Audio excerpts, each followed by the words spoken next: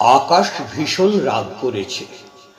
মেঘ কাজলে সাজছে না, মেঘে মেঘে ঠোকর লেগে আতশবাজি বাজছে না।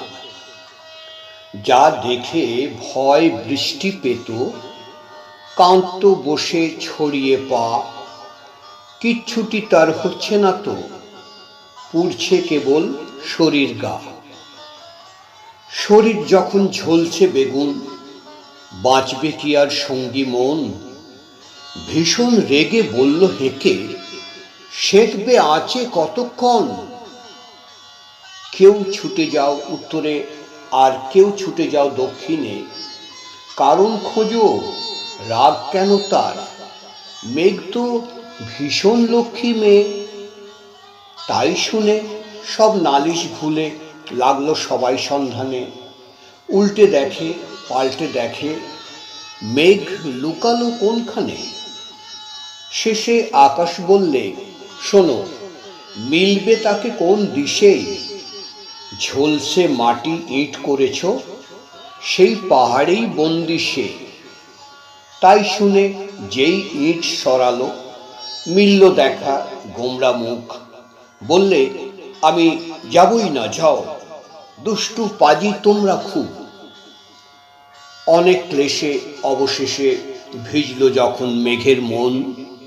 বললে, কথা শুনতে পারি, শুনবে আমায় যতক্ষণ।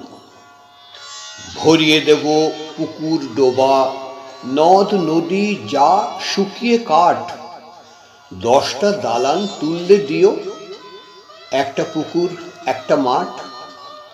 দেখবে আবার ঢাকবো আকাশ, টানবো চোখে ঝিলিক সাজ।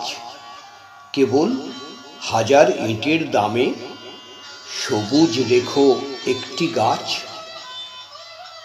মেঘের বুকেই বৃষ্টি ছিল, শুনছিল সব চুপ করে।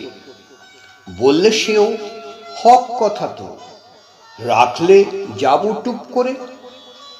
শুনবে যেদিন, বুঝবে যেদিন, শুধবে যেদিন মাটির ঋণ। দেখবে আকাশ ঝরছে অঝোর, ভিজছে বেবাগ দগ্ধ দিন। মানছি এসব হক কথা, তাও মনের আঁধার কাটছে কই? ভুলের মাসুল ভুগছে, তবু ঠিক পথে কেউ হাঁটছে কই?